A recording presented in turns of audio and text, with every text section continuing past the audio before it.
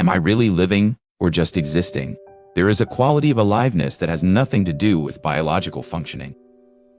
The heart beats, the lungs breathe, the body moves through space, yet something essential may be absent: a vitality, a presence, an engagement with the immediacy of experience that transforms mere existence into genuine living. But observe what we typically mean when we speak of really living. Often it involves dramatic experiences, skydiving, traveling to exotic places, falling passionately in love, achieving great success. The assumption is that life becomes real only when it rises above the mundane, only when it provides peak experiences that contrast sharply with ordinary existence. Yet there are people who travel constantly yet feel empty, others who achieve remarkable success yet report feeling like they're sleepwalking through life. And conversely, there are individuals who live simple, apparently ordinary lives, yet radiate a quality of aliveness that is unmistakable. This suggests that the difference between living and existing is not found in external circumstances, but in the quality of attention we bring to whatever circumstances we find ourselves in. Watch someone who is truly present to their experience. They might be washing dishes, walking to the store, having a conversation with a neighbor. Nothing extraordinary is happening from an external perspective. Yet, there is an immediacy, an engagement, a wholehearted participation in the simple act of being here that transforms the ordinary into something alive. Compare this to someone going through the motions of their day while their attention is elsewhere, replaying yesterday's conversations, planning tomorrow's activities. Comparing their life to others, wishing they were somewhere else doing something else. They are existing in the present while living in imagination. The person who is just existing has learned to automate their experience.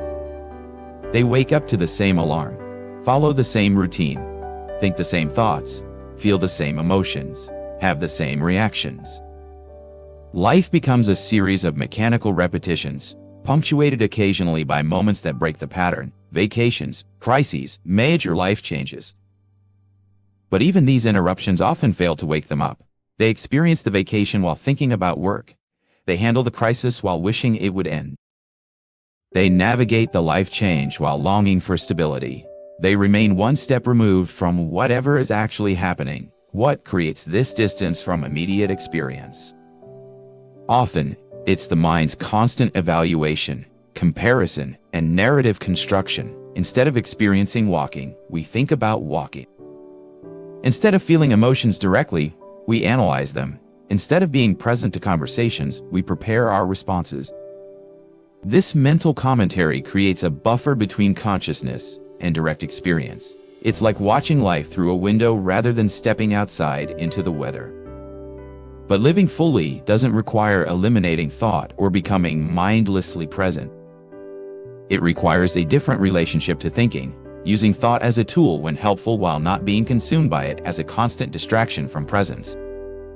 The person who is really living can think when thinking is needed, and be present when presence is called for. They can plan effectively for the future while remaining available to what is happening now.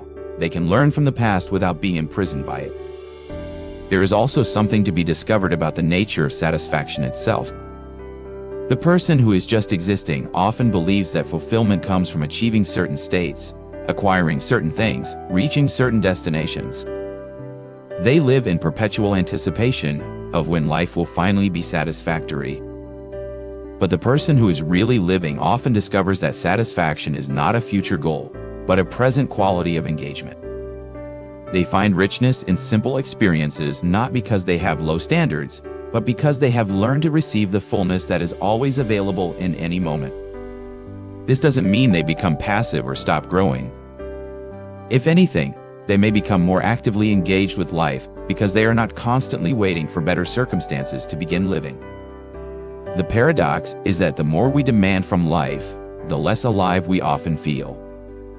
The more we insist that experience should be different, the more we separate ourselves from the experience that is actually available.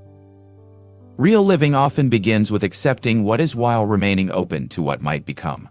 There is something to be observed about the relationship between aliveness and time.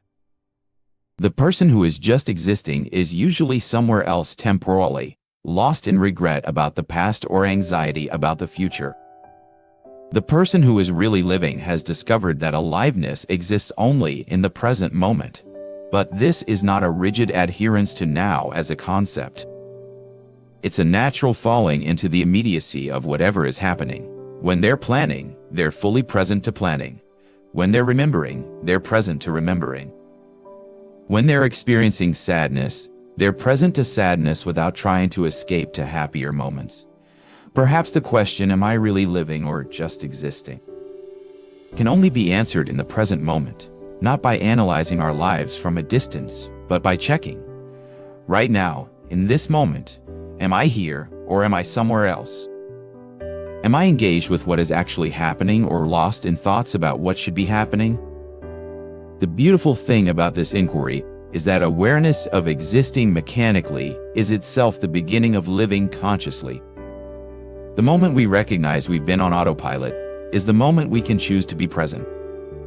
Real living is not an achievement to be attained, but a quality of attention available in any circumstance. It doesn't require dramatic external changes, though it might inspire them.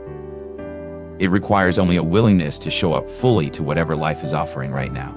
Can you feel the difference between going through the motions and being fully present? Can you recognize when you're experiencing life directly versus experiencing your thoughts about life? What is this aliveness that depends on no external circumstance? This presence that can find vitality in any moment? This quality of being that transforms existence into genuine living?